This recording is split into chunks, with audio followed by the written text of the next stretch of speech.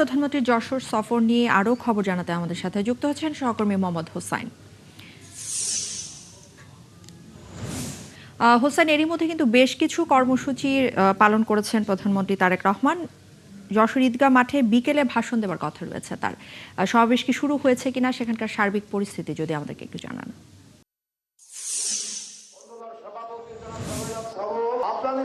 ধন্যবাদ ইশরাত। আপনি যেমনটা বললেন যে সমাবেশ ইতিমধ্যেই শুরু হয়েছে, স্থানীয় নেতৃবৃন্দ বক্তব্য রাখছেন, তবে প্রধানমন্ত্রী তারেক রহমান এখনো পর্যন্ত সমাবেশের মঞ্চে এসে উপস্থিত হননি।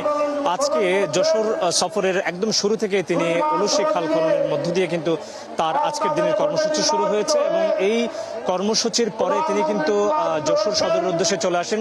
500 শয্যা বিশিষ্ট হাসপাতালের ভিত্তিপ্রস্তর স্থাপনের উদ্বোধন করেন এবং এরপরে একটি লাইব্রেরি পরিদর্শন করেন এবং আজকের দিনের শেষ কর্মসূচির অংশ হিসেবে কিন্তু আজকের এই সমাবেশ, যেটি যশোর জেলার নেতৃবৃন্দের আয়োজনে এই সমাবেশ ইতিমধ্যে কিন্তু হাজারো নেতাকর্মী, আপনি দেখতে পাচ্ছেন আমার ক্যামেরায় যে অসংখ্য নেতাকর্মী এর মধ্যে কিন্তু সমাবেশস্থলে এসে উপস্থিত হয়েছেন। তারেক রহমান একটু পরেই এই সমাবেশের মঞ্চে এসে উপস্থিত হবেন। এই মুহূর্তে স্থানীয় নেতৃবৃন্দ বক্তব্য রাখছেন।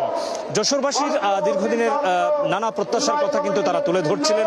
তারা বলছিলেন প্রধানমন্ত্রী হিসেবে নির্বাচিত হয়ে তারেক রহমান যশোরে এলেন এবং 2 মাসের ব্যবধানে তিনি কিন্তু যশোর আসলেন, এসে কিন্তু নানান উন্নয়ন কর্মকাণ্ড শুরু করেছেন। ফলে যশোরবাসী তার উপর, তার নেতৃত্বে ভীষণ আশ্বস্ত এবং ভবিষ্যতে বিএনপির একটি শক্তিশালী দুর্গ হিসেবে এই যশোরবাসীকে বা যশোরকে বিএনপির জন্য শক্তিশালী দুর্গ তৈরির কথা তারা বলছেন। এবং প্রধানমন্ত্রী তারেক রহমান এর আগে যে উলুশি খাল খনন করেছেন সেখানে কিন্তু বেশ কয়েকটি গুরুত্বপূর্ণ কথা বলেছেন।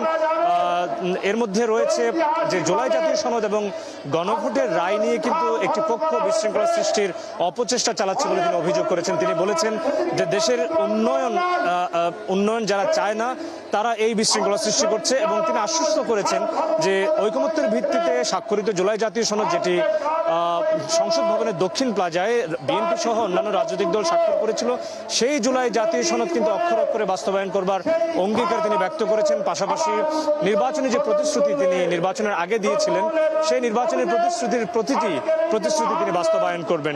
তিনি সমাবেশের মঞ্চে আসবেন এবং সেই অপেক্ষায় কিন্তু নেতাকর্মীরা আছেন। যশোরের নেতাকর্মীরা ছাড়াও কিন্তু সর্বস্তরের মানুষ তাকে এক নজরে দেখবার জন্য এই সমাবেশের মঞ্চস্থলে এসে বা সমাবেশস্থলে এসে উপস্থিত হয়েছেন। তিনি এলে প্রধানমন্ত্রী তারেক রহমান বক্তব্য রাখলে পরে আপনার মাধ্যমে নিশ্চয়ই জানাতে পারবো এই সমাবেশ থেকে তিনি সবশেষ কি বার্তা দিলেন। এবং আমরা আপনার কাছ থেকে আরো আপডেট নিব। মোহাম্মদ হোসেন, অসংখ্য ধন্যবাদ আমাদের সাথে যুক্ত হওয়ার জন্য।